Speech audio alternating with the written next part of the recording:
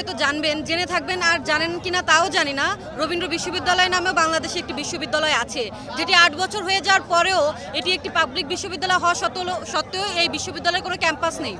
আর আমরা সেই ক্যাম্পাসের দাবিতেই আজকে মাঠে নেমেছি, রাস্তায় রাজপথ আমরা দখল করে বসে আছি।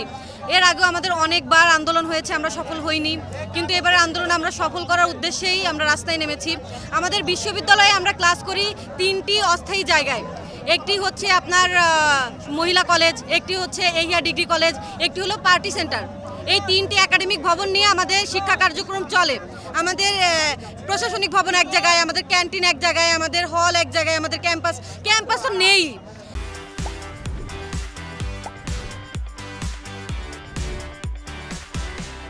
তো আমরা যদি আমাদের লাইব্রেরিতে কোনো কিছু পড়াশোনার দরকার পড়ে, আমরা যে বলবো যে চল আমরা একসাথে গিয়ে গ্রুপ স্টাডি করি, সেইটারও সুযোগ নেই আমাদের।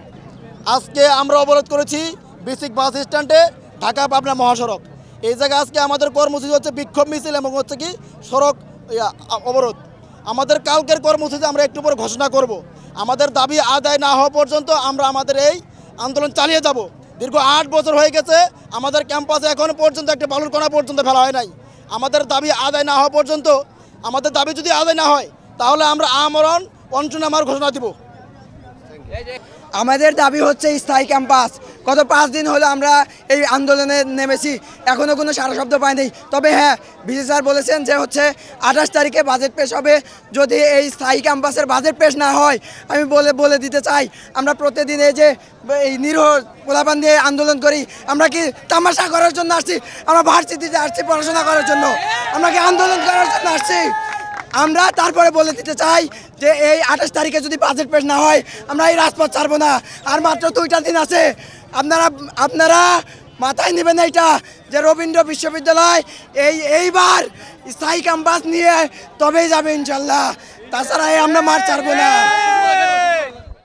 সরকারকে শুধু বলবো যে অবিলম্বে বিশ্ববিদ্যালয়ের স্থায়ী ক্যাম্পাস দাবিতে যে আমরা খুবই অল্প পরিমাণ টাকা, মূল বাজেটের 6% আমরা দাবি করেছি, সেটি অনতিবিলম্বে বরাদ্দ দেওয়া হোক। কারণ বিশ্ববিদ্যালয়ের ছাত্ররা এখন আন্দোলনে আছে, প্রতিদিন তারা সড়ক অবরোধ করছে এবং ইউনিভার্সিটির শাটডাউন, এখন ক্লাস পরীক্ষা হচ্ছে না। তবে তাদের সেন্টিমেন্ট, তারা অত্যন্ত বিক্ষুব্ধ, আমরা নিজেরাও বিক্ষুব্ধ। এভাবে একটা বিশ্ববিদ্যালয় চলতে পারে না। ওদের দাবির সাথে আমরা সহমত পোষণ করি। ওরা স্থায়ী ক্যাম্পাস চায়, আমরাও স্থায়ী ক্যাম্পাস চাই।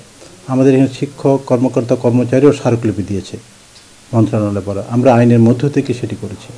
এবং সবশেষ শুধু সরকারকে বলবো যে অবিলম্বে আমাদের অর্থ প্রদান করুন, আর নাহলে বিশ্ববিদ্যালয় বন্ধ করে দিন।